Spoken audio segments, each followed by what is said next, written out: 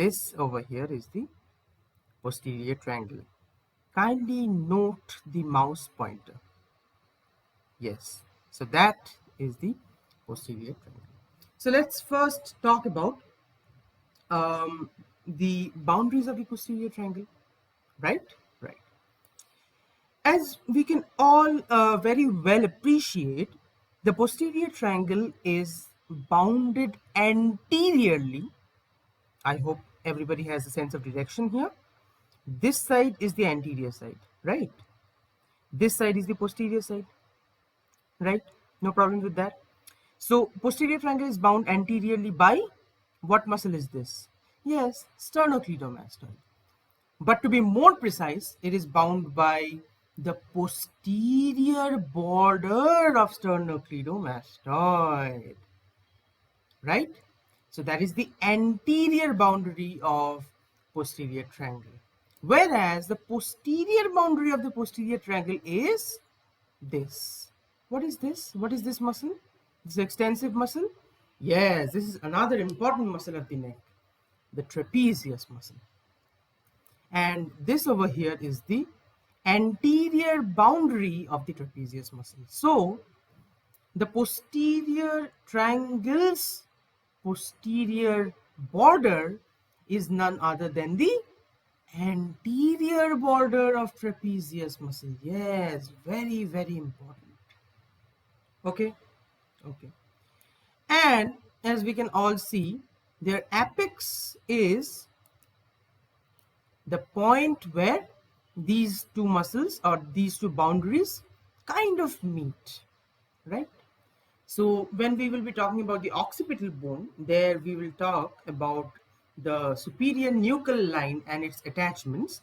There we will see that trapezius and sternocleidomastoid both have their attachments to the superior nuchal line. We already saw to the insertion of sternocleidomastoid in the previous discussion. So there we will see that these two muscles have their insertions very close to each other on the superior nuchal line itself. And that essentially marks as the apex of the posterior triangle. I hope I'm being clear here. Okay? Okay. Moving on. What is the base of the posterior triangle? Yes, pretty self-explanatory. The clavicle.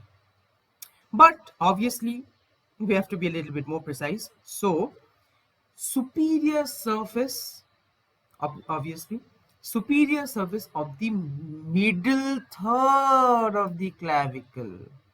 See, this is roughly the middle part of the clavicle, right? So, superior surface of the middle third of the clavicle acts as the base of the posterior triangle. Okay? Okay.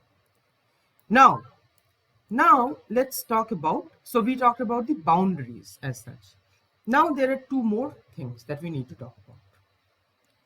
One of that thing is the roof of posterior triangle, and the other is the floor of the posterior triangle. So think about it as kind of a three-dimensional room, as a three-dimensional room. So a room, it has a roof, which will be something which will be covering the posterior triangle.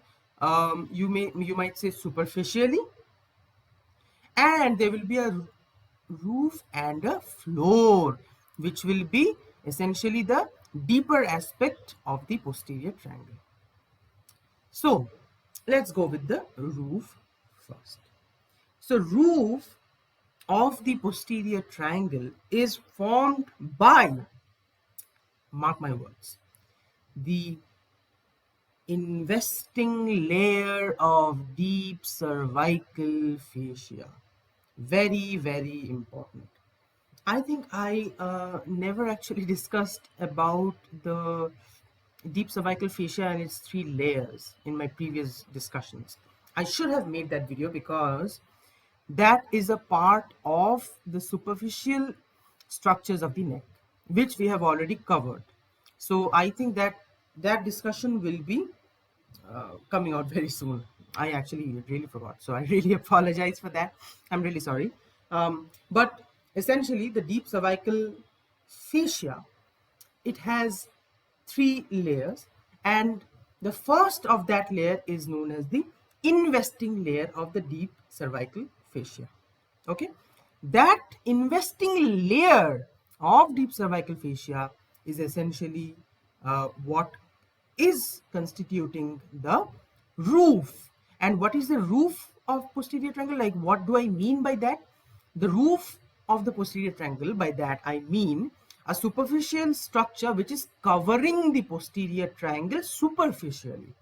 Posterior triangle is a space, right? It's a space. So obviously there has to be something which is superficially covering up this hollowed out space, right?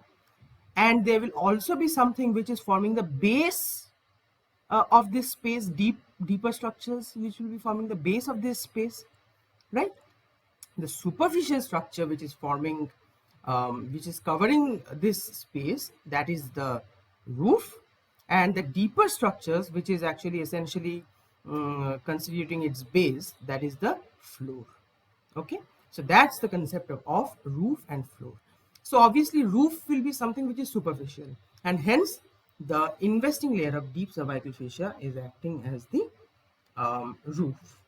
Okay, and this investing layer of deep cervical fascia, obviously it is stretching between the sternocleidomastoid over here and the trapezius over here, and it covers those muscles as well. We will see to that in our subsequent discussion. So is the concept of roof and what constitutes the roof of the posterior triangle clear? Right, thank you very much. Now let's move on to the floor of the posterior triangle. This is where real anatomical knowledge comes into play, and a little bit of, I would say, memorization comes into play.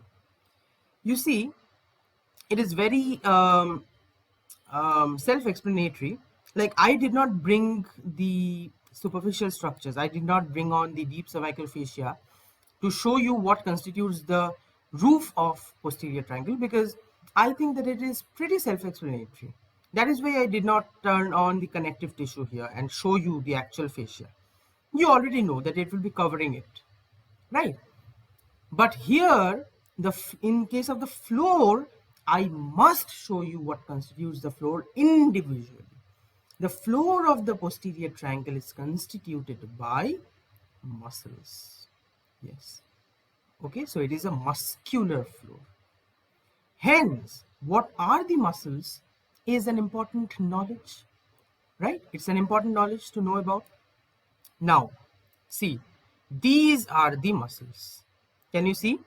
This is the posterior triangle, right? And can you see that there are muscles which are deeper to the posterior triangle, in between the posterior triangle, in the posterior triangle, but deeper to it?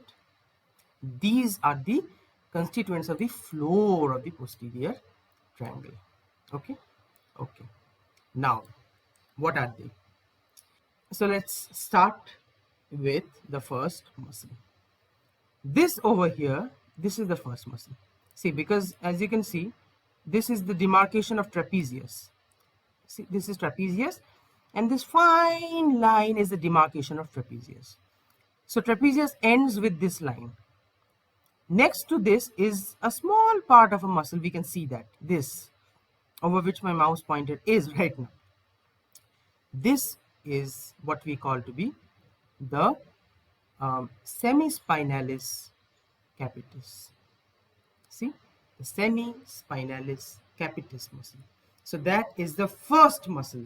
So we will go from top to bottom, okay, and hence keep naming the muscles. So the first muscle from top to bottom, constituting the floor of the posterior triangle, is semispinalis capitis.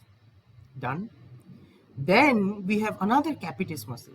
This is known as splenius capitis.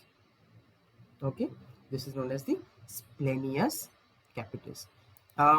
If since we are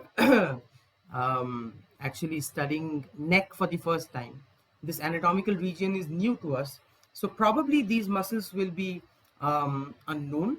The names of these muscles will be unknown. But then again, any anatomical region that we study For the first time, obviously, the muscles are a little unknown, but then we gradually get acclimatized to them. And these muscles are very important since when we talk about occipital bone, all of their attachments are talked about, right? So I'll be releasing occipital bone very soon. I already had recorded it a long time ago, never edited it out. So anyways, so this is essentially semispinalis capitis, okay? This is splenius capitis, okay? Let's come below. So this was splenius capitis, this entire thing, okay? Now, this is levator scapulae, the levator scapulae muscle, okay? Done? Done. Now, I would like to draw your attention to the next muscle. See, the next muscle will be, if you can see carefully, this over here, this is the scalenus medius muscle. But this over here, this is the scalenus posterior muscle.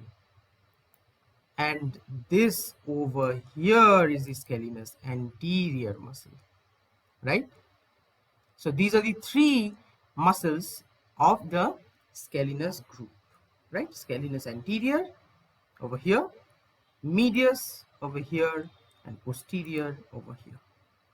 Now, not all three of them are the constituents of floor of the posterior triangle. Rather, only scalenus medius,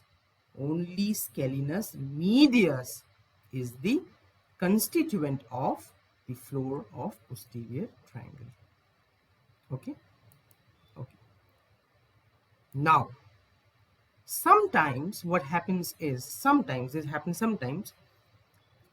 there is another muscle which is not given over here, since it is not essentially a muscle of the neck region.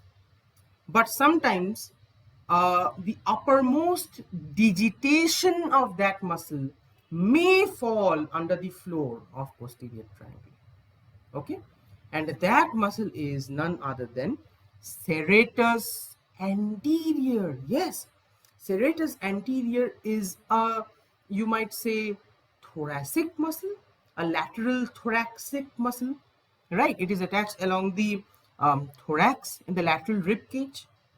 But the upper digitation, the first digitation of serratus anterior, it extends so superior that it might even reach the posterior triangle's floor, and hence sometimes the first digitation of serratus anterior is also considered under constituent of the floor of the posterior triangle. Now, these are the muscles which constitute the floor of the posterior triangle. So how do you remember this? This is the worst thing, remembering.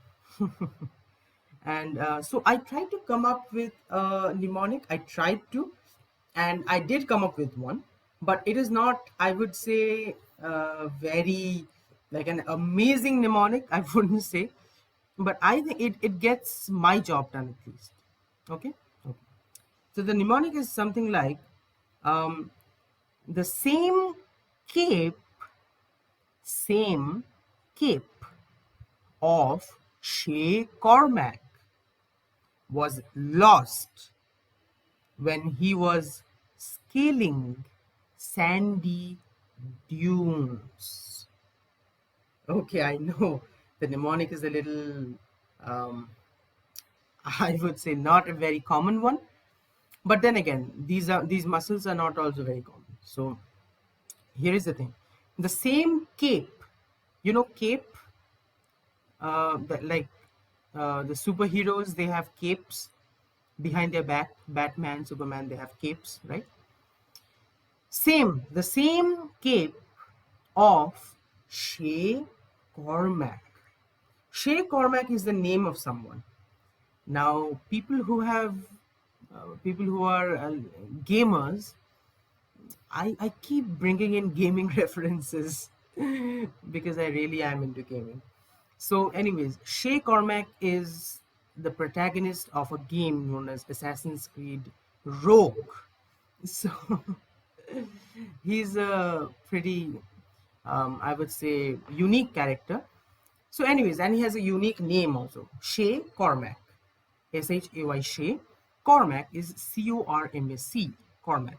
The same cape of Shay Cormac was lost when he was scaling, as in scaling means climbing, scaling the sandy dunes. Dunes, sandy dunes, we all know that, right? Right. So, what do they stand for? Okay, I think this mnemonic should get your job done for remembering the floor constituents. So, same cape. Why did I include same?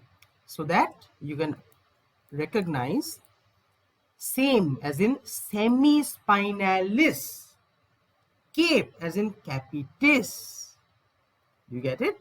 Same cape, semispinalis capitis.